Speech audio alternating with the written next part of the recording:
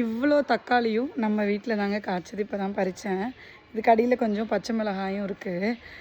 எனக்கு வந்து கார்டனிங்லாம் சின்ன வயசுலேருந்தே ரொம்ப பிடிக்கும். நிறைய செடி கொடிகள் வைக்கணும், நம்ம வீட்டிலே காய்கறிகள் பூக்கள் நிறைய பூக்கணுன்றது ஆசை.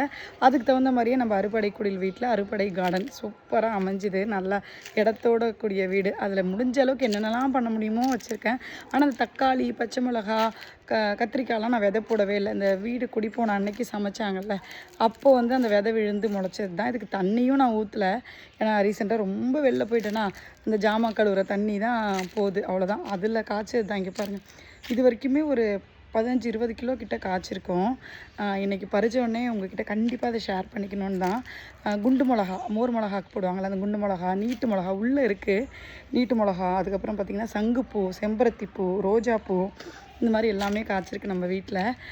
உண்மையாகவே சொல்கிறேன், நம்ம வச்சு அந்த செடியில் இல்லை நம்ம வீட்டில் இருக்க செடியில் பூக்கள் காய்கள் காய்ச்சி அந்த பிஞ்சு வைக்கும்போது, துளிர் விடும்போது, மொக்கு விடும்போது பார்க்குற சந்தோஷம் வேறு எதுலேயுமே கிடைக்காது. அதுக்கு இணை வேறு எதுவுமே இல்லைன்னு நினைக்கிறேன். மேபி கார்டன்லாம் வச்சுருக்கவங்களுக்கு இது புரியும்.